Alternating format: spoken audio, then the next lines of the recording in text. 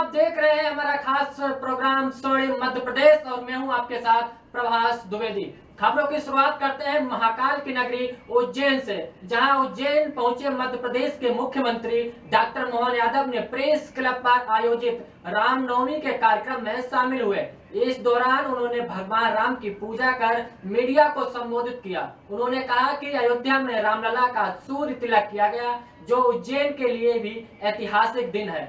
उज्जैन के चक्रवर्ती सम्राट राजा विक्रमादित्य ने अयोध्या में भगवान राम का मंदिर बनवाया था। उसी मंदिर को बाबर ने करीब 500 साल पहले तोड़ दिया था। अब हमारे आंखों के सामने ही फिर से भगवान राम का भव्य मंदिर बन गया और वर्तमान समय में उसमें देश में किसी प्रकार का कोई दंगा नहीं हुआ। सभी देशवासी भाईचारे के साथ रह रहे हैं। आज का दिन खास करके प्रेस क्लब उज्जैन को विशेष बधाई। हमारा संबंध उज्जैन में और ज्यादा महत्व का रहता है। आज से 2000 साल पहले उज्जैन से जाकर के अयोध्या के हर एक स्थान पर जो मंदिर के निर्माण कराए, वो हमारे उज्जैन के सुप्रसिद्ध नायक, जिसको सम्राट विक्रमादित्य के नाम से जाने जाते हैं, विक्रमादित्य द्वारा निर्मित वो अलौकिक 84 काले कसौटी का खंभे वाला मंदिर, जिसको काल के प्रवाह में आतताइयों ने तोड़ा। ऐसा कहते हैं कि बाबर ने जिस मंदिर को तोड़ा वो सम्राट विक्रमादित्य काल का ही था, 500 साल पहले। और हमारा सौभाग्य है कि हमने अपनी आंखों के सामने वो जो लंबा संघर्ष तो हुआ, लेकिन हम उस समय 500 साल पहले कुछ स्थिति में नहीं थी, लेकिन पंडाल से गर्भगृह के दृश्य तो अपनी आंखों के सामने दिखाई दिया। ये हमारा सौभाग्य परमात्मा की दया से इस बार की जन्म खास करके आज का सूर्य तिलक, गर्भगृह के अंदर भगवान की जो अपनी सूर्य किरण, सूर्य तिलक, या अपन ये मान के चले कि भगवान की कृपा से आज जो आभा बिखरी है, ललाट पे पड़ने वाली सूर्य किरण पूरे दुनिया में सनातन धर्म की संस्कृति की पताका फहराती दिखाई दी। और वो भी उल्लास उमंग के साथ जब भगवान अपने गर्भगृह में, अयोध्या में भगवान अपने गर्भगृह में नहीं जा पाए, कितने दुर्भाग्य की बात है।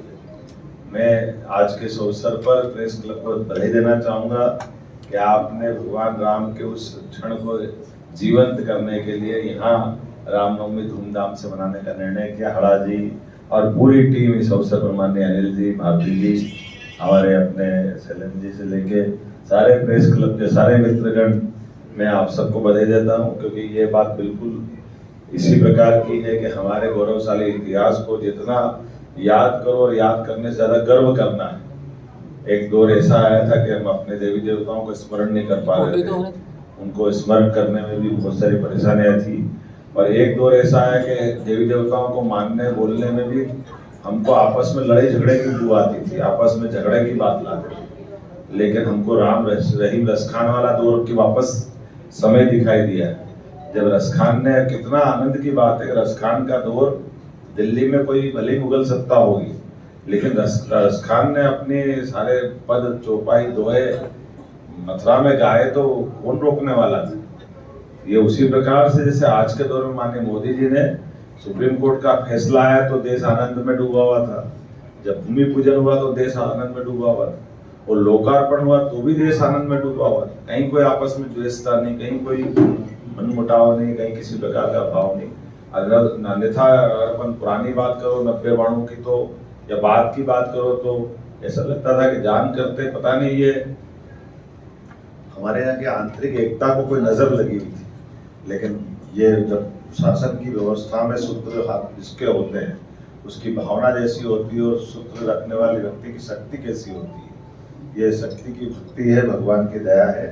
हम सब आराध्य, यद्यपि 17 लाख साल से ज्यादा समय हो गए भगवान राम को गए, लेकिन ऐसा लगता कल की बात है। जीवन के प्रत्येक क्षण में भगवान राम ने हमको सबको जीवन के वो सब पाठ पढ़ाए जो सबके लिए आज भी बहुत ज्यादा जरूरी है।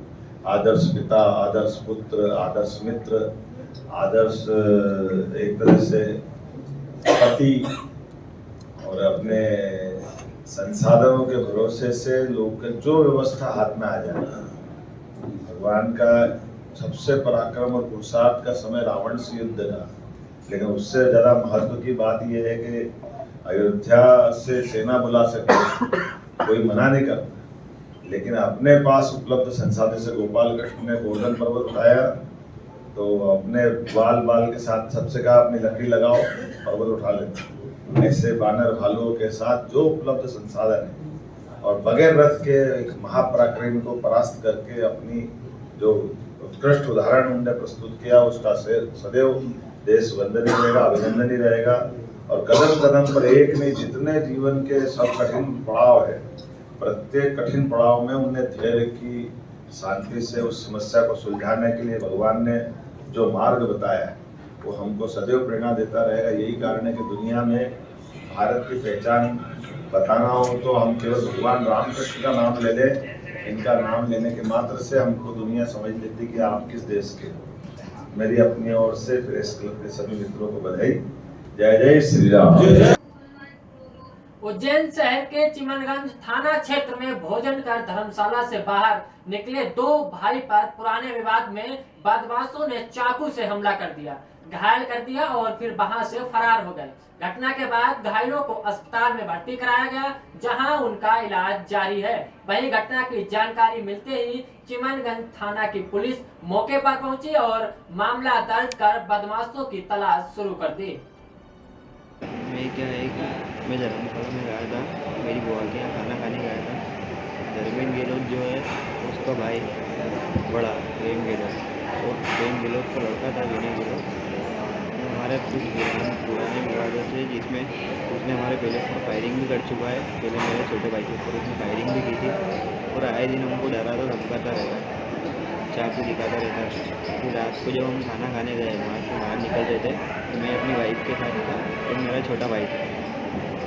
तो मेरा छोटा भाई मतलब धर्मेंद्र गहलोत आया और वो उसको गाली गुस्सा करने लगा।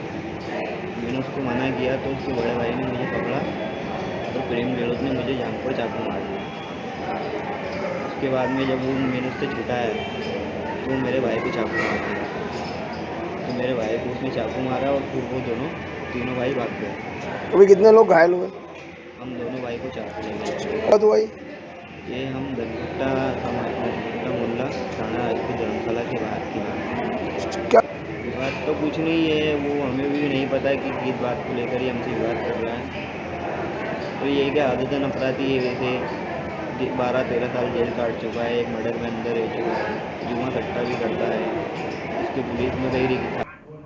उज्जैन के खाचरोद में नवरात्र के कार्यक्रम में फूहड़ डांस करवाने का मामला सामने आया। वीडियो को लेकर हिंदूवादी संगठनों ने विरोध प्रदर्शन कराया और डांस का वीडियो भी सामने आया। बताया जा रहा है कि कार्यक्रम का आयोजन खाचरोद नगर पालिका परिषद की ओर से कराया गया। हर साल की तरह इस साल भी चैत्र नवरात्र पर नगर पालिका परिषद ने 9 दिवसीय मेले का आयोजन कराया। मां चामुंडा माता मंदिर के परिसर में सांस्कृतिक कार्यक्रम होता है, लेकिन इस बार उसी कार्यक्रम में फूहड़ डांस करवाकर अश्लीलता फैलाई गई। वहीं डांस के वीडियो सामने आने के बाद विश्व हिंदू परिषद ने नगर पालिका के जिम्मेदारों पर कार्रवाई की मांग की।